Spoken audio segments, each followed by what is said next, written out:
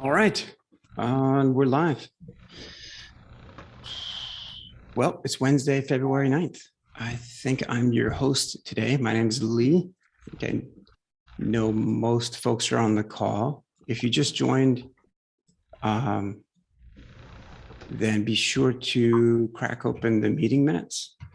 I'll put a link into the Zoom chat for the third time in case you missed it the other two times. But we've got Yash, Subham, Piyush, Devendu, Manav, Gaurav, Aditya, Stephen, and me. Good. There's a couple of folks that sent regrets today. I'm going to take a quick note. Does anybody have topics to add to today's agenda?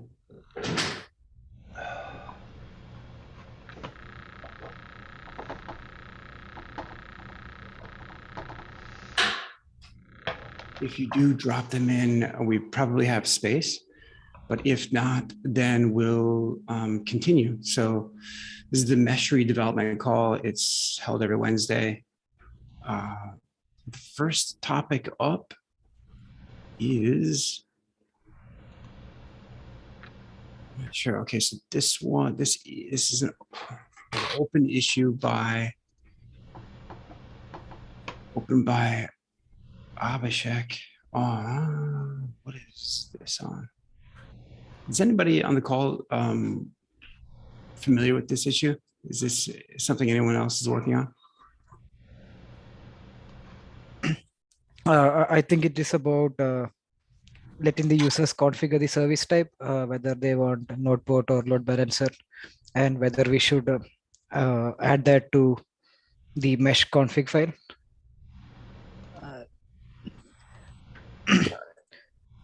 Got it. That makes sense.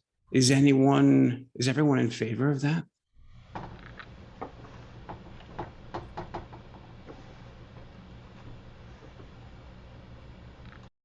Does anybody know of other projects that do excuse me, that do such a thing?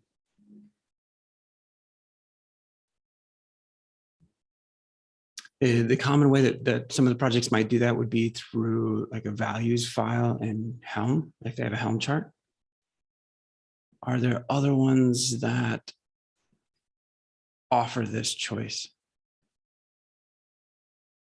I wonder if we're taking it too far. I don't know. If we're trying to make things too convenient, too many options, if we should just expect that users of Meshery are savvy enough with Kubernetes that they would configure their deployment as needed.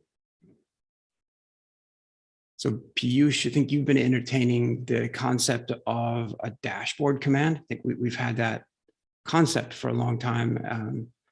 The dashboard command would be would basically be a small proxy that would export Meshery's UI, would proxy it local to the user's desktop. Okay, that's how it doesn't work. We have like what we basically do is we try to we know that Meshery is using load balancer, so we try to grab that IP, the address to it, the accessible address, and use that as the access point for Meshery UI. We are not I tried to implement a process which had opening a proxy or port forwarding it, but they were not good. They those methods were not good, so that's why I changed it. Used whatever we already had in the mesh kit. Do you recall what method you used? I tried port forwarding, and I also tried to start a tunnel and then grab the IP, the accessible IP of the Meshery UI. With the port forwarding, were you leveraging Kubernetes Go client? Yes. Okay. And what ended up being the challenge there? It was I tried to use I implemented similarly to Linkerd, what Linkerd is doing. Linkerd is also port forwarding their UI. I did the similar implementation. What was happening was, think of it like this, that after some time, like that command is running constantly in a terminal, it becomes stale. It stops working. It throws kinds of many errors. I don't remember now because it has been too long, but it was throwing errors after a certain time. And that could be 5 minutes, maybe just after 5 seconds. It was totally random, and it was not a good idea to use that.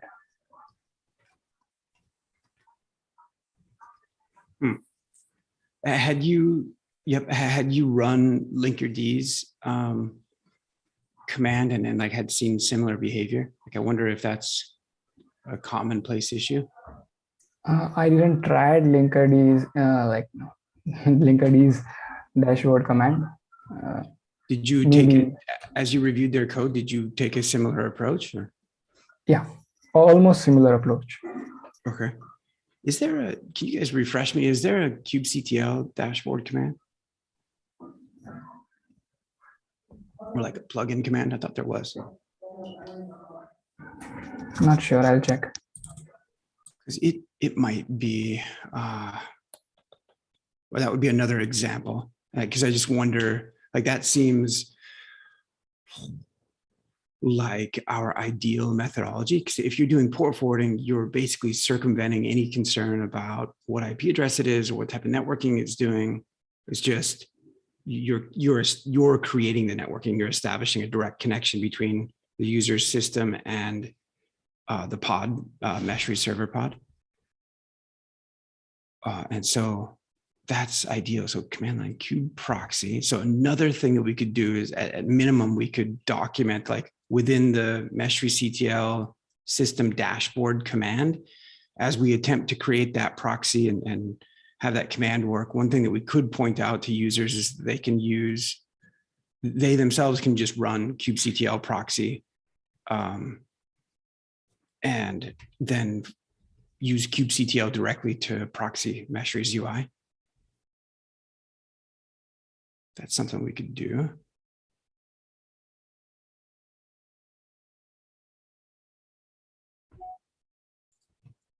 Nobody's familiar with whether or not there's a kubectl dashboard command, huh? I didn't find any kubectl dashboard command.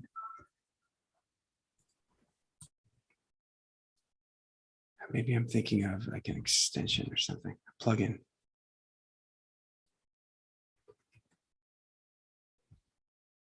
Okay, nobody's seen one.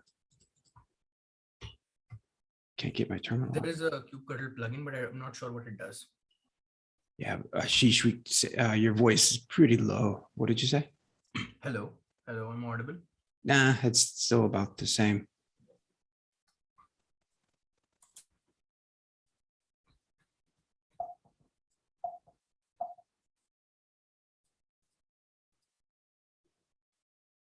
Ashish mentioned that there is a plugin, but he isn't sure what it does. Okay, well, all right. So I guess back to, so the reason we're talking about Meshery CTL system dashboard is because there's an open request to enhance the intelligence of Meshery CTL system start.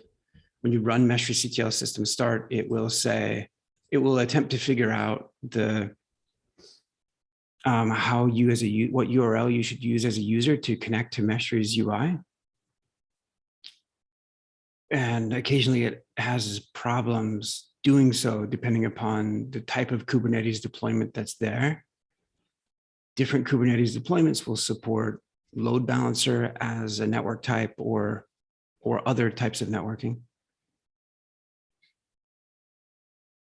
Okay, so, and then I was suggesting, this really relates, like one of the ways to overcome this issue, as opposed to supporting more configuration items for users, is to just have a dashboard command. So that's why we're talking about dashboard. Who else has thoughts on this stuff? Another point here, like, is that since Meshery can also be deployed outside the cluster, it doesn't make sense to have this configuration as a configuration for Meshery as a whole. So, and deploying Meshery outside a cluster is a valid use case, I guess. So, So if there was a parameter added to mesh config, it would need to be platform specific. yep. Okay. And we don't have any platform specific configurations now. And so you're opposed to create, I mean, okay, so say more. So you think creating platform specific options is just kind of another -1 against? Yep. Yeah, and like I think we have had discussions on this, like we should just let the power users modify the Docker Compose file or the Kubernetes manifest files to tailor it to their specific needs, which we support actually. So if the user actually modifies the manifest file, we use those manifest file instead of pulling our default manifest file from GitHub. So they do have an option to make changes to the default manifest files or the Helm charts. Yeah, do we have that documented? I wonder. I'm not sure. I'll check it out.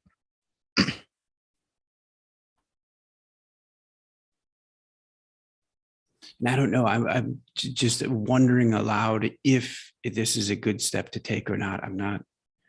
I do know that it's a hindrance to, or Kubernetes networking, like if Mario is on the call, he isn't, but he stumbled all over it and couldn't get past it, needed a bunch of help to figure out like how you expose a service in Kubernetes. I also think that we are like over-complexing it. You're learning that well. Like it's just giving too much options to normal people, like the new people who are going to use Meshery. Yeah, it's funny because that's actually the argument for this, is to say like, oh, maybe our current configuration, our default configuration works for them. Maybe it doesn't. If it doesn't, and they're new to Kubernetes, they'll be up a creek and they'll be, whereas, yeah, I don't know. So okay, then what we're saying is like a solution is to expose a different configuration option. It's like, well, you probably won't figure that out either. Maybe what they would figure out, or I would think would be much more likely to figure out, is if there's a dashboard command that they might, like quite often they would probably stumble across that and figure that one out. And the dashboard command would actually figure it out for them and create a proxy. Which I don't know, like there's a nice, the nice aspect, like the issue in general, I think, with the dashboard command is, well, it's kind of what Piyush was just saying, which is like, well, it's kind of a hack, or it's sort of like, maybe you wouldn't say a hack, but you'd say it's certainly a temporary yes, temporary solution. Yeah. I also read on some document that port forwarding for a long time is not good. It's bad. That's why I also took a step back on that idea. Sure. Yeah. As a general statement, there would be a lot of argument with it being bad, because like that's how we're having this Zoom chat right now, is port forwarding. like port forwarding goes on like all the time. But I think point taken in this context that like there's a performance hit for the most part. In this case, that's not really a concern, but it is a transitory thing. Like this is a temporary thing where someone would initiate a proxy. And for purposes of a user deploying Meshery and trying to locally connect, that's probably okay. Like and they know that if they execute that command and it's not backgrounded, that there's a foreground ongoing, task running in their terminal. If they kill the terminal, they're probably going to lose their connection. Like Like this isn't, they've seen this kind of a thing before. Anyway, I guess and then, okay, so I guess the point of saying this is that the dashboard command might be the right thing to lean into because newcomers are more likely to discover that and find it valuable and easy to use because it just figures it out for them. They don't have to go learn what service type works in their Kubernetes environment. While people who are deploying Meshery and running it long-term do understand what type of networking works in their environment and ultimately can go configure that. Yeah, there's a few different answers, and I don't know that we have any of them down pat. One is expose a service type, and if it's exposed, it doesn't mean that it has to be in there by default. So we don't have to over complex the mesh config by default if that doesn't necessarily make sense. It can be by default. It's load balancer is what we've chosen, but if someone wants to override, like I go looks in the documentation, they can either supply their own manifests, use a different install method other than Meshery CTL system start. They can then add this option. We could also have the dashboard command. We can also just have documentation that says use kube proxy as a fifth solution. So actually most of the time starting with docs is, well, conceptually it's the quickest thing to do. And we certainly want to have good docs that explain to people that they need to expose their service.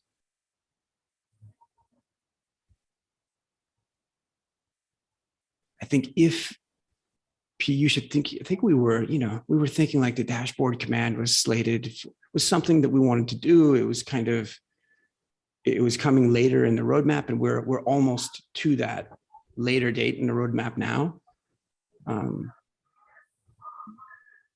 Does anyone else want to characterize, like anybody else have strong feelings about whether or not to go forward with this kind of a thing or not?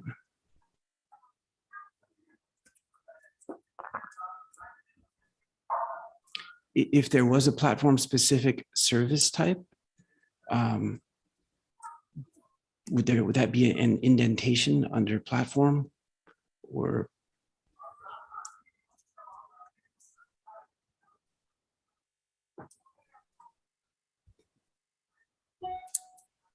yeah, are we just spending time on stuff? Should we be spending our time somewhere else? Yeah, I will open an issue and I will document the fact that they can override the default service. Chart, right?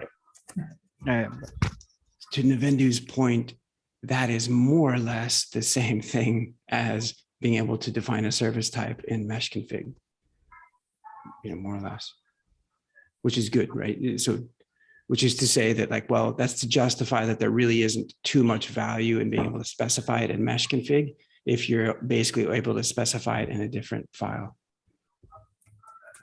I think this whole thing is quite debatable, any which way. But that's. And in case of the dashboard commands, maybe we can check how the other service meshes or other Kubernetes applications are using that, exposing their service. Maybe as Piyush mentioned, Linkerd has a dashboard command, and maybe we can dive a bit deeper into how they are achieving that. And okay, so one thing that I want to say again, that is that port forwarding. Why did I step back on that idea? Was if someone is using Meshery UI, he is going to use it for a good amount of time, not just a minute or 2 minutes or 5 minutes. At least I think more than 10 minutes. Okay, and within that span of time, the port forwarding is going to lose the connection. It will start to throw errors, and while you're working, you will lose the connection because of that, and things will stop. That would be a bad experience. That's why I declined what Linkerd was doing in their dashboard command. Not necessarily important, but which types? What does it mean? Service types. Which types of services? What are the service types that we have? Load balancer, cluster IP, and node port. Kubernetes Okay. networking. Uh-huh.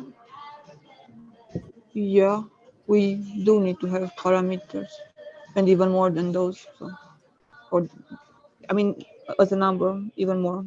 So,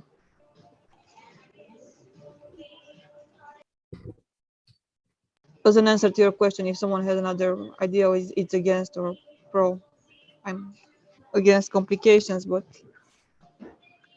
I think on this one, that's why I asked about the service type. It makes sense. And they are supported. All three are supported. What we're talking about is like the user experience around the way in which people configure those. Yeah. So to Aditya's point, like Minikube is probably an example of another system that proxies its dashboard. I think Istio has one. Like that doesn't forego the comments that Piyush that you're making. It's just if we're having failure, if it kind of hiccups over time, it's like go check your code. Like there's you got some port leaking, some memory leaking, or I don't know what's going on, but it's like it shouldn't be happening.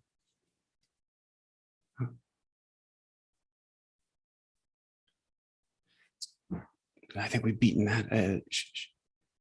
Any other comments on this one? Shubham, do you want to talk about the error code guide? Yeah, sure.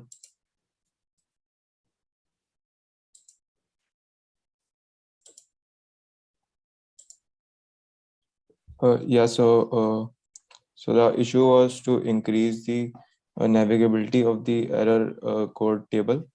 So we had like 3 more columns apart from it, like showing from the earliest, which was probable cause, suggested remediation, and long description. So what I did was I added a clicking behavior in which if we click that row, so user can see the extra information that that particular error name and error code has. And the other thing, which was that that earlier error name and error code was in the different columns. So so that the Google could find it easily, I've made them in the single column. Yeah, that's what I've done on this.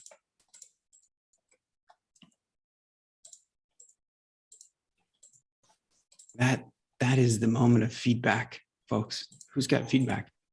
Can you show the one which has the probable cause or suggested remediation? One, like, can you show how it displays? Yeah. So which was? Yeah, no, yeah, that one. Okay, I just want, yeah. Can't we, spread out the suggested remediation part a little bit? Like I think I don't think we can, but it's looking a bit clustered, the suggested remediation part in the middle. Yeah, we could do that. So probably suggested remediation will be a short description.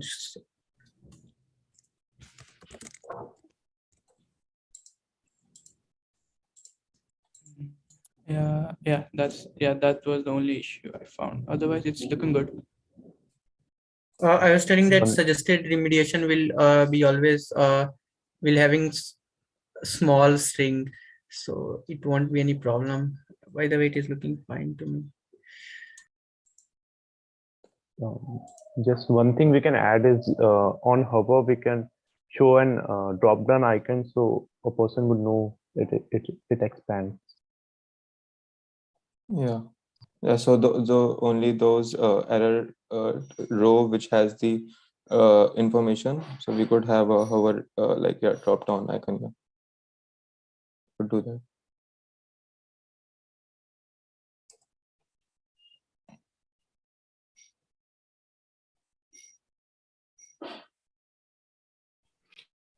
Cool. Anybody else have feedback?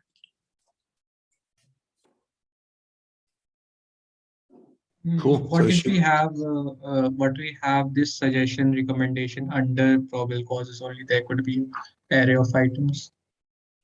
Instead of doing this, it should be, if it is a drop down sort of card popping up.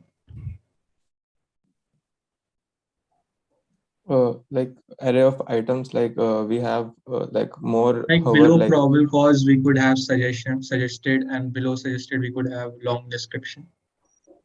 Like probable yeah, cause colon its name, then the suggested recommendation colon details, long description colon details. yeah, I understood. So yeah, that's also is an option. So like what do other things about it that about this that probable cause suggested remediation and long description, like one below others, one below the other. Yeah, below one. Yeah. Yeah. So yeah.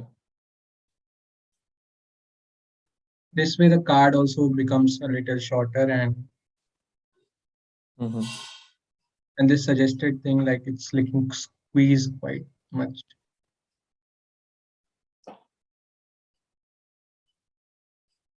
Yeah, that could also be done. Yeah, first like long description, then probable cause, then suggested remediation. That order would be good, I guess. Yeah.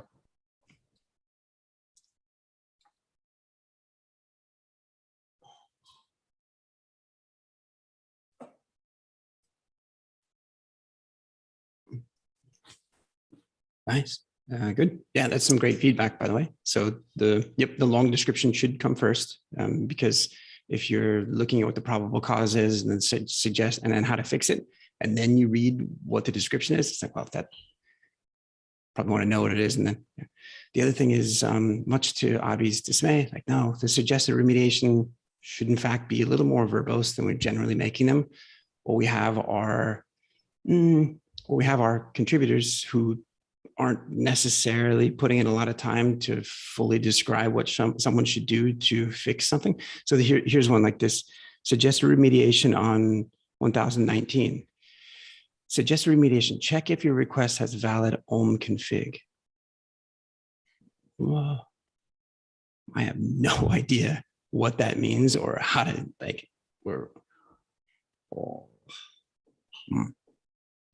Ashish, I don't know. I'm not sure. Like what would? Yeah, I don't know what we would do. Right? By the way, there's a typo there in the phrase in the long description, the phrasing. But yeah, so we by the way, we may have multiple causes. Like, hey, if you do Meshery CTL system start and it comes back with, oops, couldn't connect. Why couldn't Meshery CTL connect to maybe your network went down, maybe you have an invalid certificate, maybe you're blah, blah, like maybe 15 different things, like really 15 or 20 different things. What should you do to fix those things? Well, probably some of the same steps for some of the different ones, but some different steps for other ones. So like actually there's an issue here. So Manav said a keyword about an array. There's an open specification design spec for a messaging format, a messaging framework, in which there's the error code system that's being used. It itself doesn't have a set of arrays set up. Like we have unstructured data that's happening here, where all we've really allotted ourselves is is a string for probable cause, a string for suggested remediation, and for long description as well. There's no room for markup in there, by the way. And there's also no room for a structured way of specifying that there are multiple of these. So that's in the framework itself, the error code framework that we have. It could be enhanced to have to separate that out so that we can present, so the presentation of the information can be more easily handled. But in lieu of that, I mean, or rather, despite that, we still want to plan for not like the alert column is, well, is formatted. It's wide enough to fit the severity of the alert. It's not really intended, or wasn't, at least in this design, intended for a sentence or two about suggested remediation. Like, yeah, when you reformat, basically you need to reformat and have something other than just a table row within there. You might put a div, you might do a call span of 4, 1, 2, 3, 4, and then just put a div inside and then manipulate it from there. You might, I think that the drop-down table is quite convenient and presents people information right in context of where they are. Like the Hail Mary here, the thing you could do if you can't figure anything else out would be on row click is to pop up a modal, and then you've got free space to do whatever you need to do. It's not as ideal. It's a little bit, I mean, it would be fine, but I think you can still work within the confines of what you have here to arrive at a place where some of it isn't quite squished. Yeah, if you go, instead of going horizontal, if you go vertical with your, but yeah, you sometimes you want it, like in order to get like a really or a completely rock solid design, you end up kind of taking the extremes of like how small could this possibly be to how much data could you possibly show, and then you sort of optimize for what's in the middle. But you want to account for those extreme cases where no, there was a time where a contributor actually thought about what it would take to remediate the issue and like wrote it down, and it was a full 4 paragraphs of like what to do. Now, do we want to optimize for that? Are they all going to be like that? No, our contributors are much more lazy than that. That's not going to happen. So, but yeah, anyway, Shubham, good. It will, when this lands, man, it'll be just the culmination of, I don't know how many weeks of effort to make a very referenceable. So one piece of feedback that's been given in the past, by the way, if anyone's just sitting around not really taking notes, please feel free to drop notes into the meeting minutes. It would be really helpful as we capture these, especially for Shubham. The one thing that isn't done here that you should give consideration to, and that is like the potential combination, combining of error name and error code into a single column, potentially, maybe, if those are presented. Yeah. They are in the single column, but what I've done is like when I merged them, so they were not looking very good, like when they were just beside each other. So I just separated them in the same cell. So one data is on the left hand side and the other data is on the right hand side. That's what I've done. They both are in the same cell only.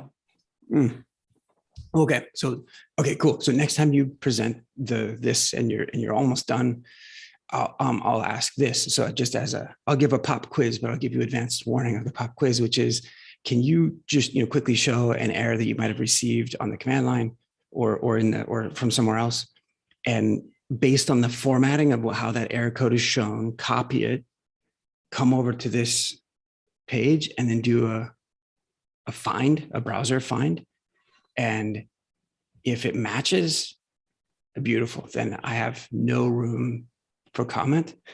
If it doesn't match because they aren't together or hyphenated or whatever it is, then you might get the same feedback. All right. Okay, I'll try that beforehand. Yeah. Okay. Yeah. And that doesn't mean that's the best and most appropriate way. Like there's some cleanliness and some readability that's afforded by the separation of these two things. But give it some thought, if you would, or try that out, because that's what people are going to do. Well, hopefully that's what they do, is they like see an error, like, oh geez, what is this? They search Google, would that format match here? And so eventually you'll find that if the two are combined, you would be able to get so fancy as to be able to say, when they're shown the error, you'd have a system such that you can point people to docs.meshery.io/reference/error codes, # anchor the exact name, and then they click it and they're brought like boom, like exactly to, so think about that. Sure. Cool. Anybody else have feedback? Okay, cool. Well, what's next? Who's next?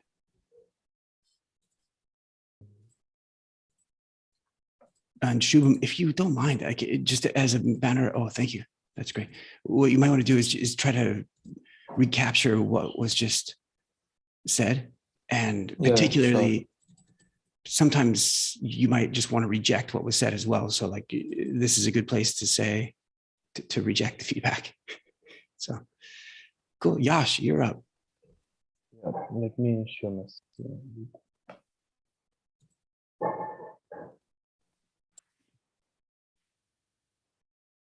Yeah, so there were new UI changes UX made for the sidebar.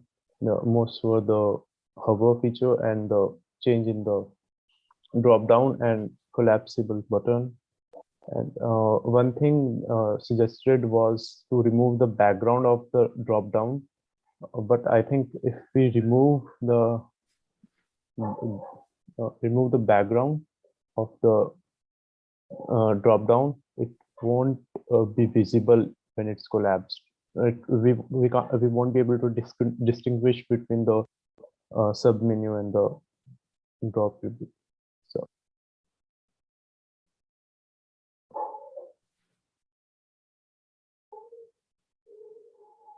wait, can you say it again? yeah, so if we remove the background of the drop down the sub menu, oh yeah, it won't be visible in the collapsed state. Yeah, it makes sense to me that we wouldn't, or that there needs to be some other visual indicator that, and a slight color change of the background of the submenu items. That makes perfect sense to me. It sounds like that was given as feedback to remove it previously. Yeah. I don't know that. Yeah, it was suggested to remove the background, but I replied that it won't be really visible. You can't distinguish between the submenu and the main menu. Abhi or others, do you guys have? I think we can leave some things to the users to think. So since it's quite visible in the expanded state, so user may figure it out in collapse state to somehow. But if it is really very important to show items like children's and parents inside the collapsed menu, then what can be used, because we can't use the offset, right? So, right. Even the offset. I think yeah. So sorry. Even the offset on the main, when the menu is expanded, when you clicked that, I don't know, it wasn't there a second ago that there was background highlighting. I removed it. Oh, okay. That it's a little challenging to tell that those are submenu items. I think we are doing like more with the collapsed menu. Maybe we should just stick to the original icons when it is collapsed, not showing what was like the sub menu options.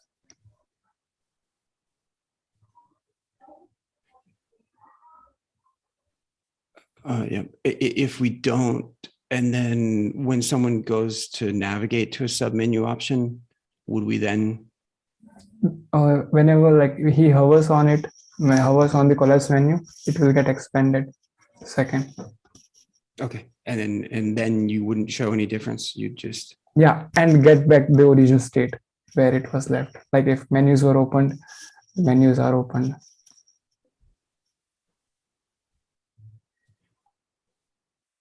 Other thoughts, feedback?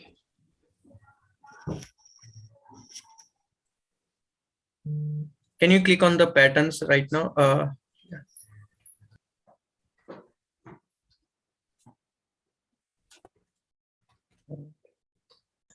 Okay, any item? Yeah, so since you are on the patterns page, so I thought like the configuration would get moved.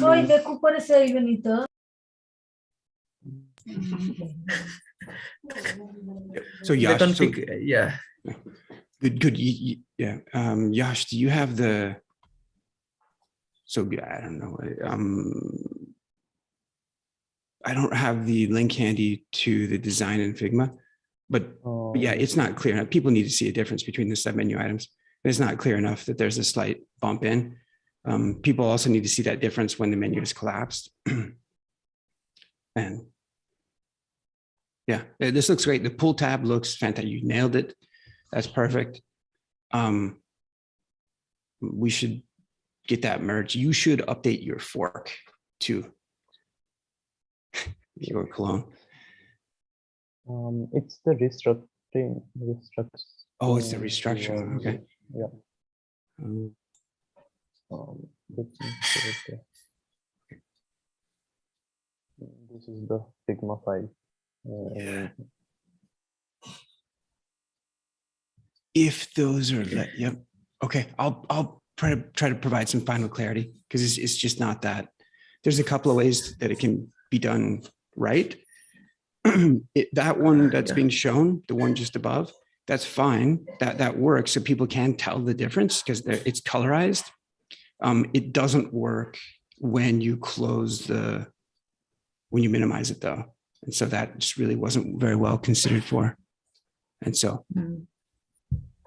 It's really confusing. Nobody knows what those icons are. Let's stick with let's stick with the current design that we have when we are in collapsed view with the proper change in the color that we are using in the currently, and for somewhere in the expanded view, so we can go with the this top design. So whenever whatever is selected, so this should be green as this is right now, right, Lee? Cool. Looks good or not? I don't know. I think so. Yeah, I think that it would be if you provide that clarity, Abhi, on the collapse menu in the design itself. Then I think we'll be okay. Yeah. Cool. I can help as well, but if good. Anybody else have any feedback here before we go to Navendu's topic? Test coverage. All right, Navendu, you're up. Hi, so I just wanted to point out about the build and release meeting we have tomorrow. So many folks have been working on writing tests and making sure that we have automated tests and we have a test plan, and we are running tests, and we are making Meshery ready for the v0.6 release. So I'm not quite sure about the status of the tests currently. Maybe Piyush or someone else can point out how they are going. But what I propose we do in the next meeting is to get a status update on the test coverage and have the test plan in hand and look through whether we need to update it or whether there are changes, whether there are changes needed to the test plan, and yeah, and some other topics as well related to build and release pipeline for the Get Nighthawk project. So yep, maybe Piyush, could you rally things around the testing you are doing and make sure that we have something to discuss by tomorrow? Just dropped off the call. Oh, okay.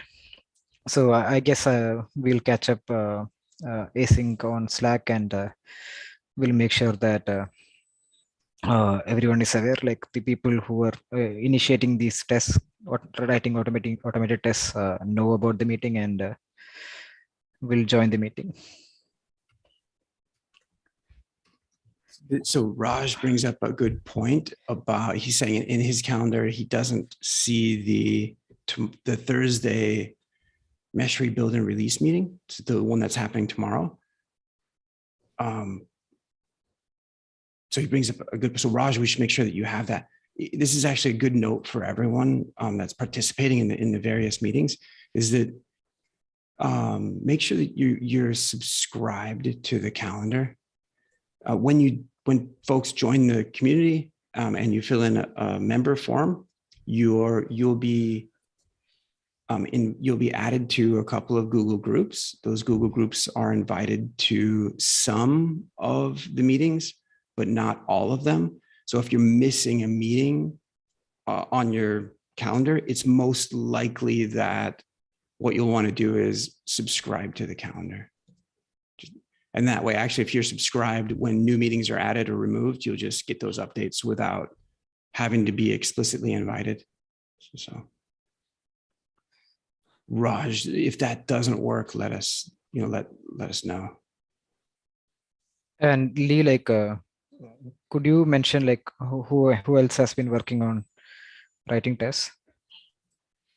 So unit tests have been primarily within Meshery CTL. The integration tests, or Ashish has been. Ashish, who else has worked with you on adapter integration tests? Jared has, I think, taken a look. Yeah, I can't remember the name, but after so there was some, I think it was Aditya, who basically there was a minor change in all of the E2E tests and the adapters where I think Aditya was working on, Subedi was working on the docs, and then he needed to make the change. So he made the change, a little change in the workflow.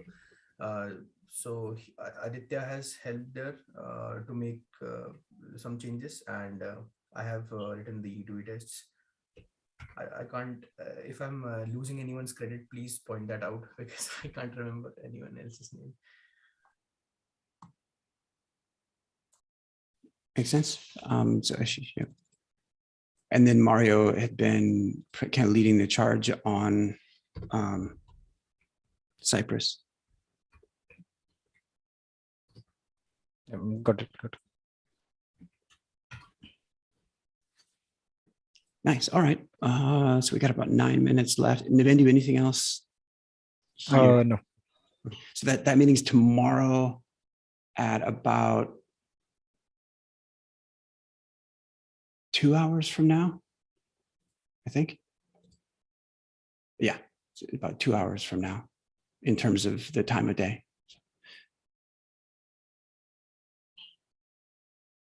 Aditya, you're up. Yes, I will share my screen. Okay.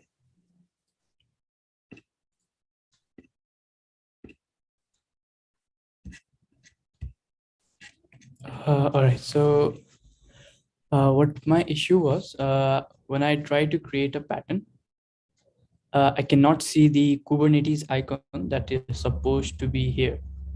I just see these two, or whatever, only the adapters and Meshery, but I don't see my Kubernetes icon, even though I am connected. So actually, let me stop you there. I think, hey, when's the last time you pulled and built your UI? Is this from a build, or is this from the release? On the Slack channel, I displayed through the release, the Meshery system start, but this is one is from make run fast. Oh, okay. You might, if you haven't run make run build UI in a while, there was a bug that was fixed.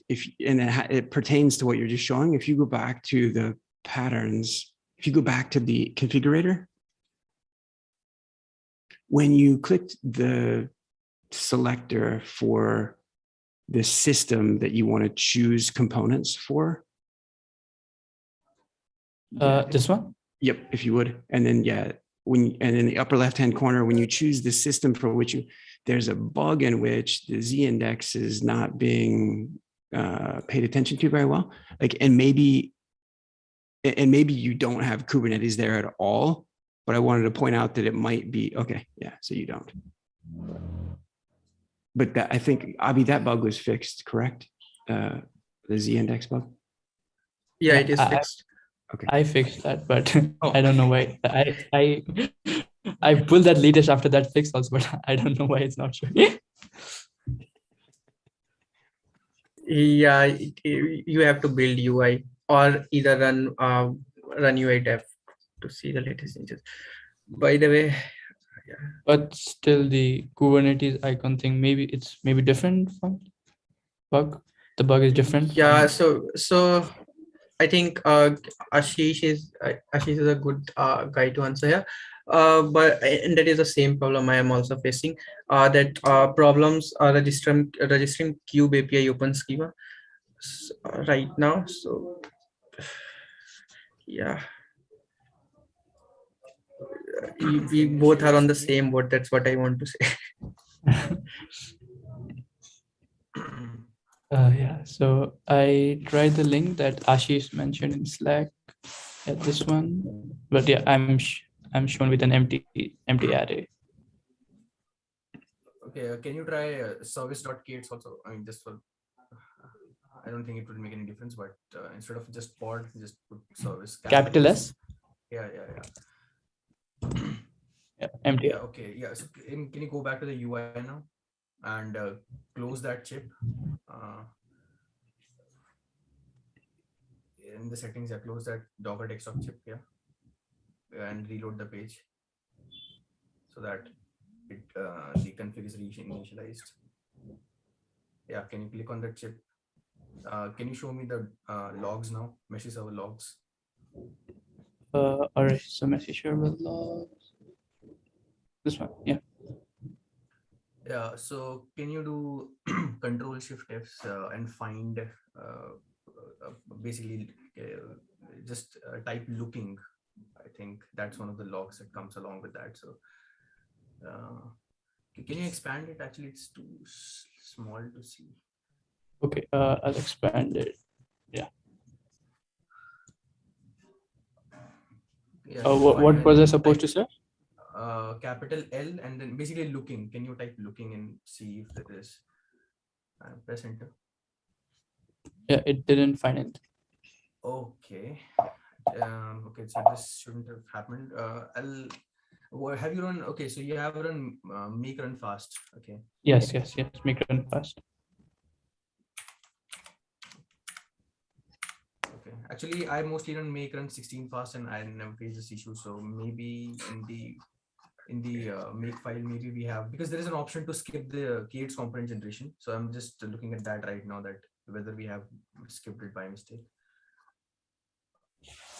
Okay, but yeah, I don't see the K8 icon from the release that Meshery system start also. I don't see that icon.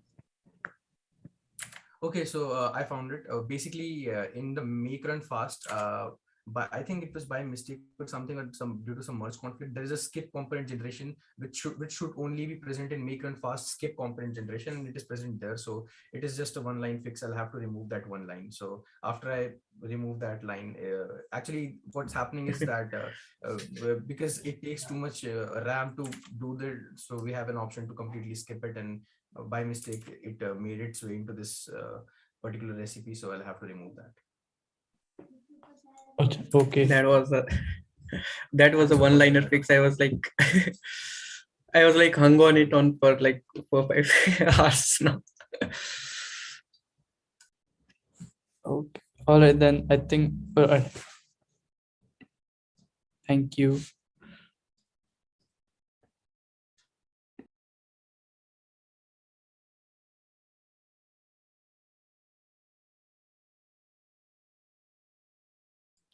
Great. Okay, we've got an issue to file there, a bug to fix. Anybody else have? There were 2 other topics for today. Does anyone else have anything else before I touch on these for 30 seconds.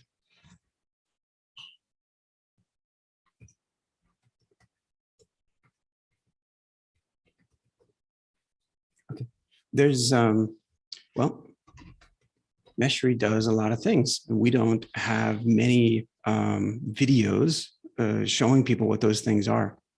And so there's been a number of people and at work trying to capture some animated GIFs or some short video clips to help share, share the features with everyone else.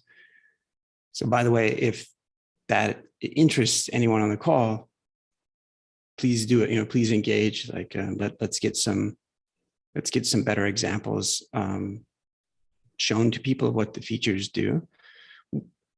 One of those efforts has been to create a small. This is just a 15-second video, and really needs to be better than this. But it's just a short clip that shows like one feature, and so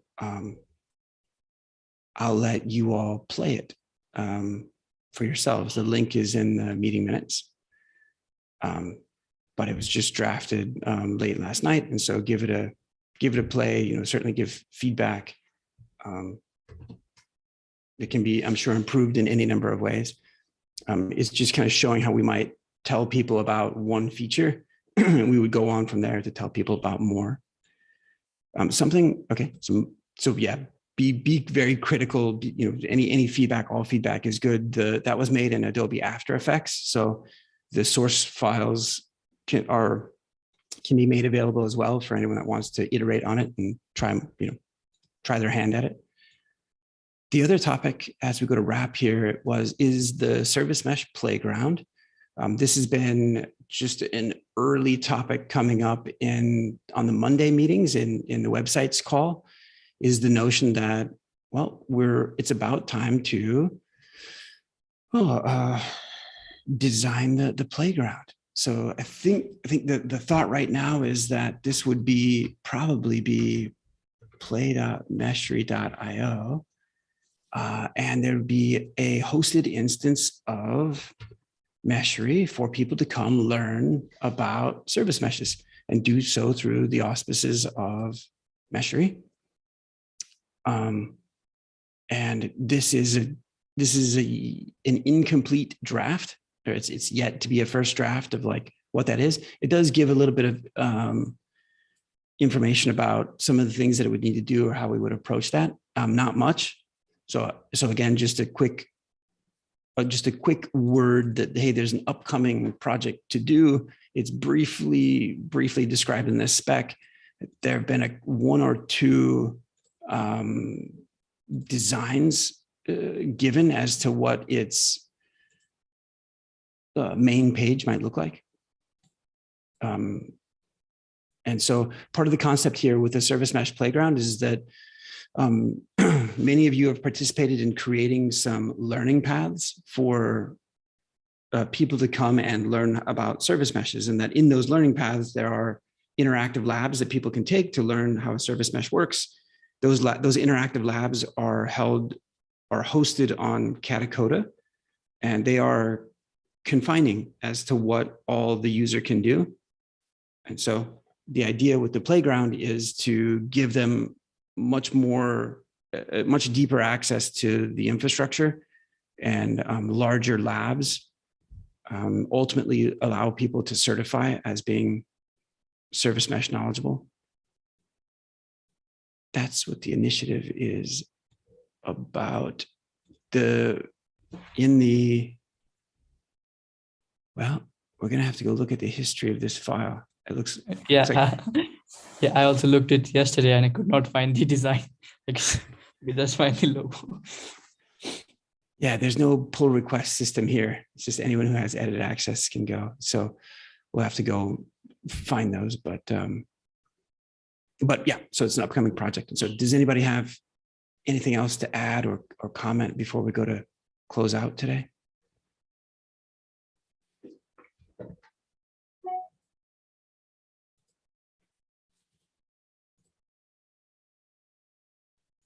Okay, I'm just hunting for those mock-ups, but if not, so tomorrow's build and release meeting, which I think we need to go update the calendar. It looks like that needs to be moved to an hour earlier on the calendar.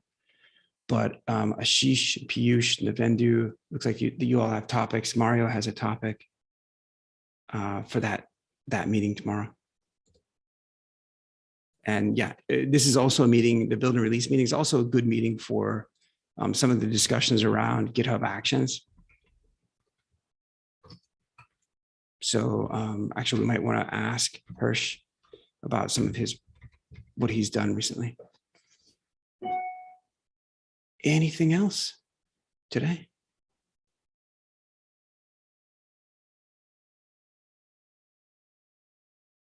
Nice. Okay. It's nice to see you all. Happy hump day, I guess, Wednesday. Okay. See you all tomorrow. Bye. Bye. Bye bye.